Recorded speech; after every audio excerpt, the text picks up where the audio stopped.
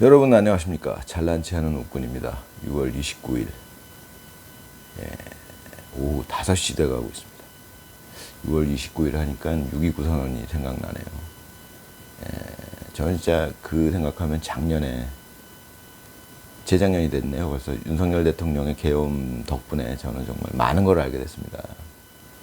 그때 당시만 해도 6.29 선언이 어떤 의미가 있는 건지 그걸 잘 몰랐으니까요. 그때 엄청난 이제 데모가 있었고, 데모라고 그랬죠. 그때는 시위가 있었고, 그런 이제 상황을 젊은 시절을 겪으면서 보냈는데, 그게 무슨 의미가 있었던 건지 전혀 몰랐습니다. 지금 와서 돌이켜보니까. 지금 이제 거의 다 파악을 하게 되네요. 1.23 계엄 덕분에. 또 한 가지는 늘 말씀드리지만, 이제 이 문명의 발전 덕분에, 유튜브라는 이런 이제 새로운 문화가 생겨나고, 기술이 발전하고 하면서 유튜브 같은 문화가 생겨나면서 제가 이제 모든 걸 이해할 수 있는, 모든 건 아니지만 이제 거의 이제 저는 이제 지금 느낌은 이제 세상 돌아가는 게 대충은 다 이해한 것 같아요. 이제 대충은 뭐 그걸 자세하게 완벽하게 이해하는 사람은 없겠죠, 세상에. 대충은 다 이해한 것 같습니다. 이제 그러니까 그건 어떤 제 착각일지는 몰라도. 제가 예전에 드린 말씀이 있는데, 착각도 아무나 하고 싶다고 하는 게 아닙니다. 저는 솔직히 그 착각에 빠지고 싶은 착각들이 많아요. 그렇지만 제 마음대로 착각에 빠질 수가 없는 겁니다, 그게. 참 머리 좋은 웃군이 드리는 말씀이죠. 이 잘난치 않은 웃군이. 아무튼 그렇습니다. 그래서 지금은 웬만큼 세상 돌아가는 걸 좀 알 것 같아요. 현실은 어떻게 돌아가고 있구나. 정치판은 어떻게 돌아가고 있구나. 그렇습니다. 아무튼 그래 이제 그런 차원에서 보자면, 지금 저는 사실 이제 탁구 영상으로 이 영상을 시작을 했는데, 지금 그 축구협회가 이제 난리가 났죠. 32강 탈락하는 바람에. 저는 뭐 큰 틀에서는 잘 됐다라고 봅니다. 이제 이게 무슨 뭐 매국노 같은 얘기로 들릴지 모르지만, 이렇게 돼야 그래도 조금이라도 바뀔 수 있고 그런 기회가 되는 거니까요. 제가 보기에는 이제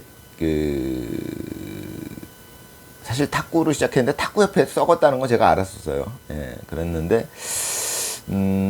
지금 와서 생각해 보니까, 이제 1.23 계엄 이후에 생각해 보니까, 이것은 그러니까 체육협회들이 뭐 그것이 탁구협회든 배드민턴 협회건 뭐 축구협회건 죄 썩어 있다는 걸 제가 이제 그때도 이제 알았어요, 체육은. 근데 이제 지금 이제 드는 생각은 뭐냐면,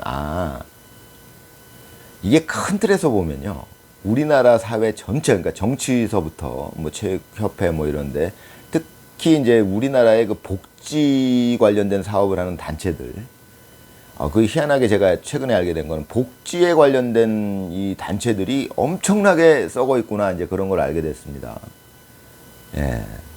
그것도 뭐 1.23 계엄의 영향도 있었죠. 아무튼 그러니까 이제 제가 저한테 드는 생각이 뭐냐면, 이게 큰 틀에서 보면은 그럴 수밖에 없었겠다라는 생각이 드는 게 뭐냐면,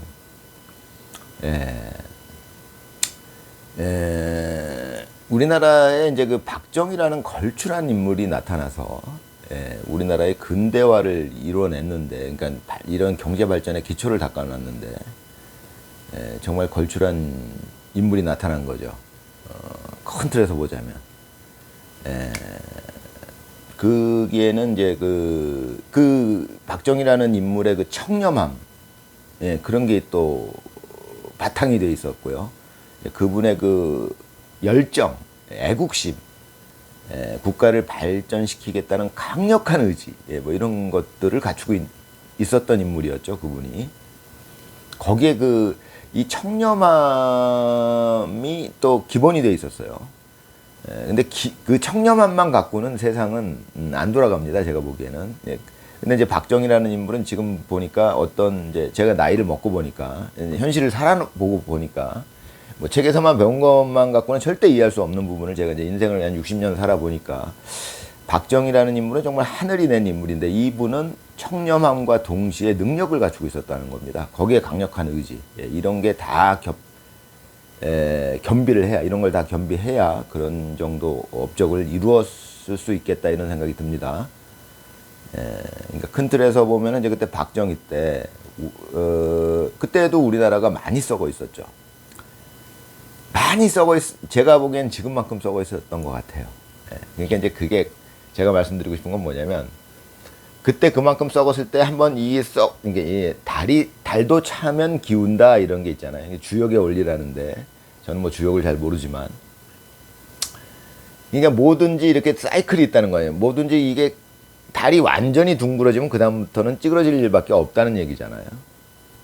그런 얘기인데, 세상에 이제 그런 이치가 적용이 된다. 이제 그걸 이제 살아보니까 알겠어요. 어느 정도는 적용이 되는구나.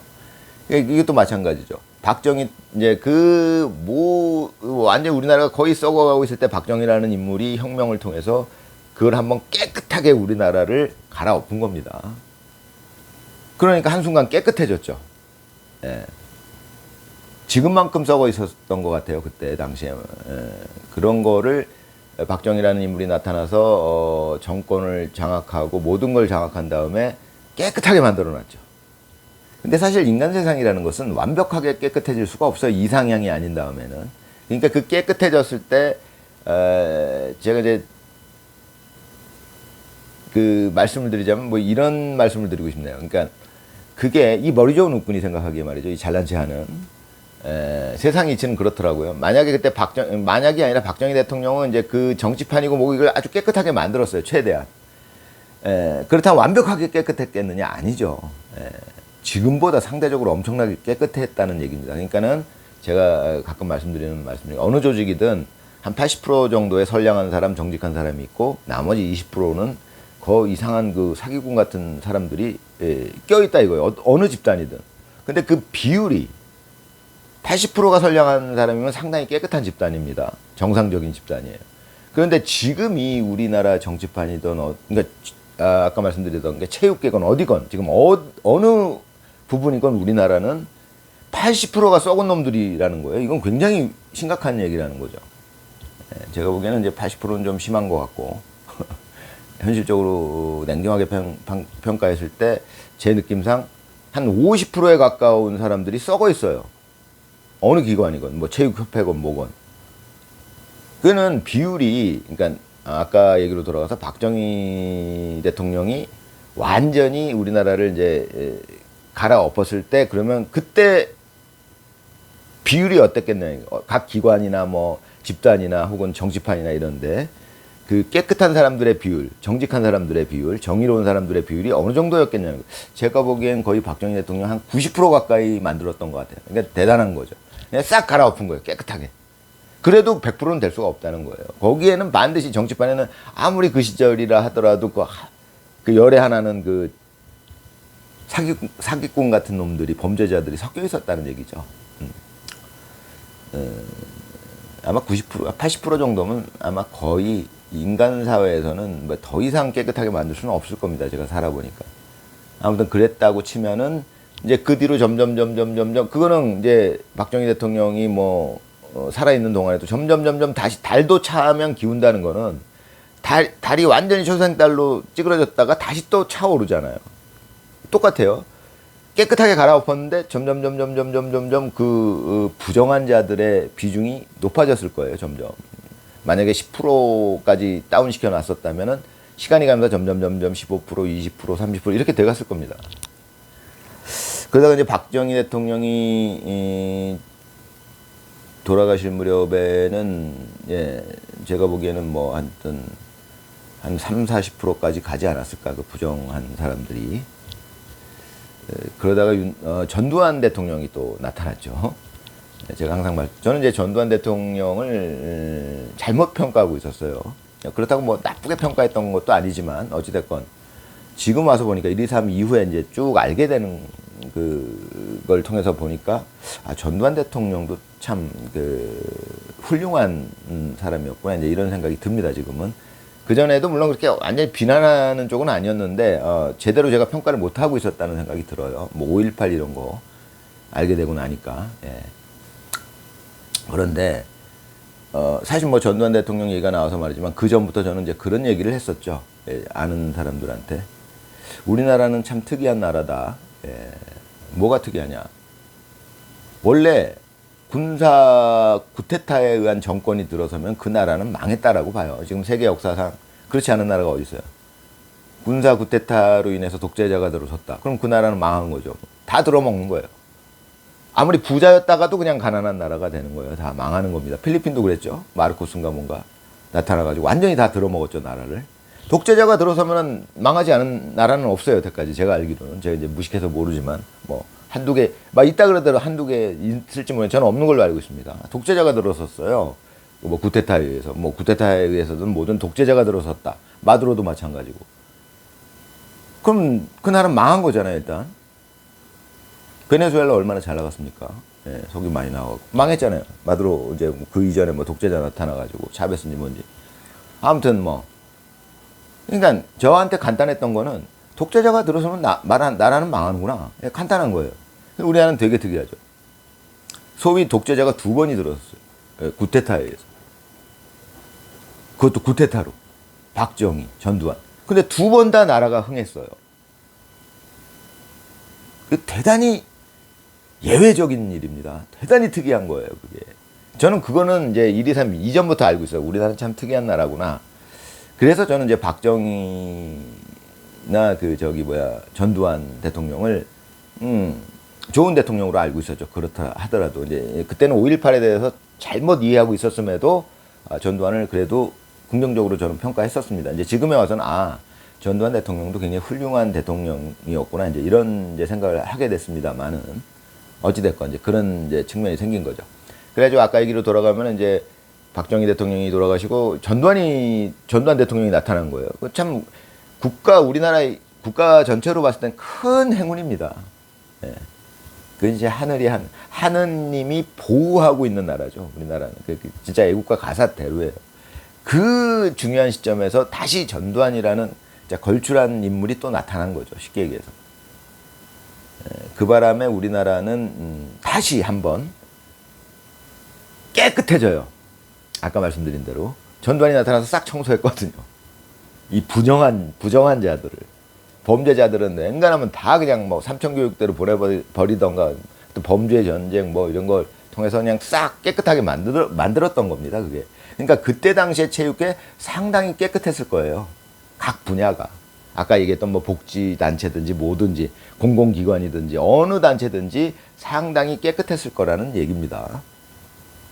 그래봐야 80% 뭐 100% 깨끗할 수는 없다는 얘기, 그건 현실이고요. 그러다가 이제 전두환 대통령 이후에 노태우 대통령으로 넘어가면서부터 점점 조금씩 부패해 갔겠죠. 네. 그게 다리 차면 기우는 원리예요. 그게 주역의 원리입니다. 점점 부패해 오다가 그게 지금까지 온 거네요. 네.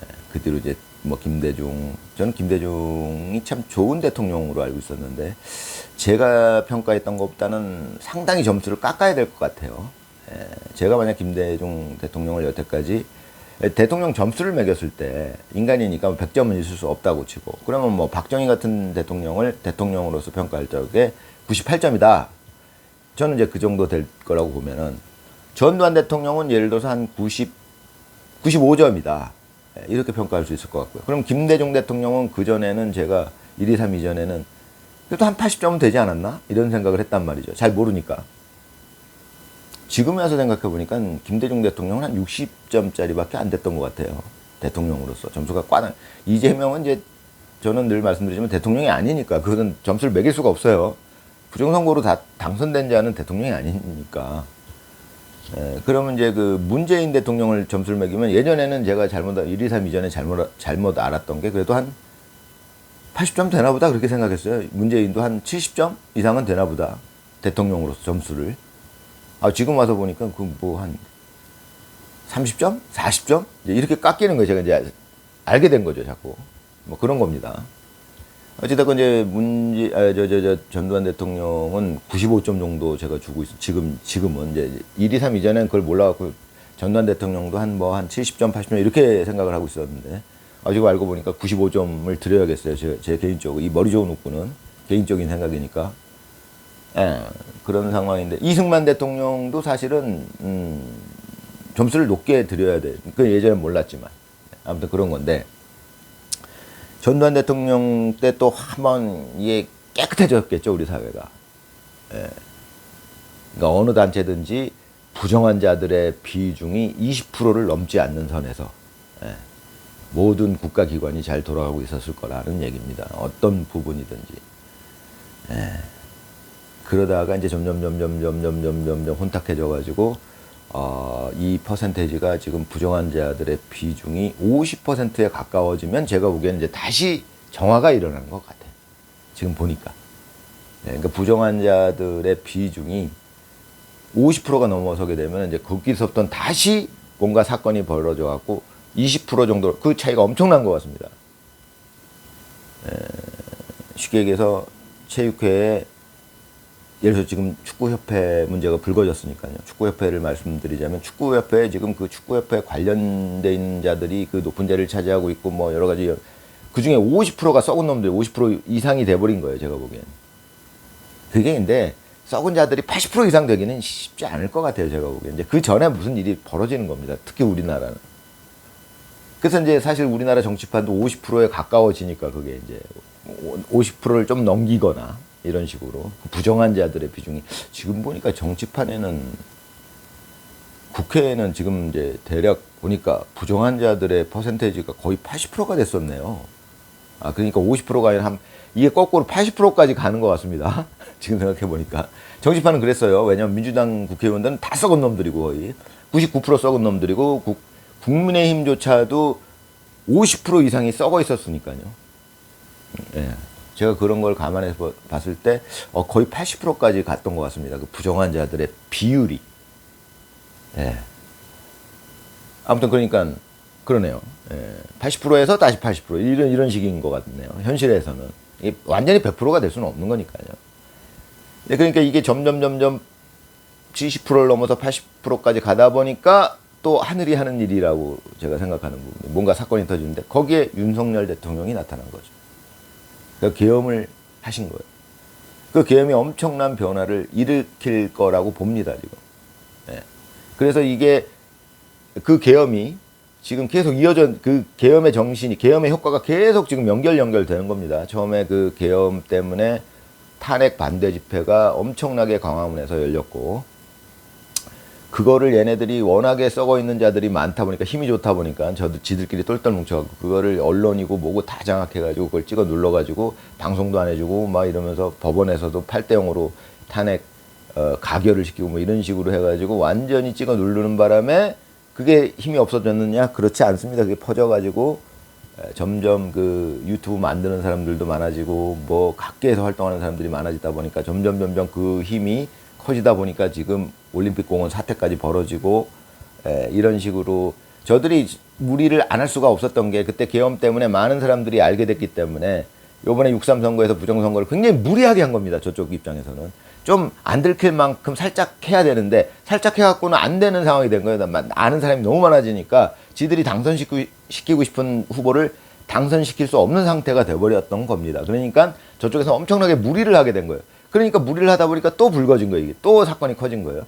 이 상황이 좀 반복될 거로 저는 봅니다. 저쪽에서는 계속 악수를 둘 수밖에 없어요. 불리해졌기 때문에.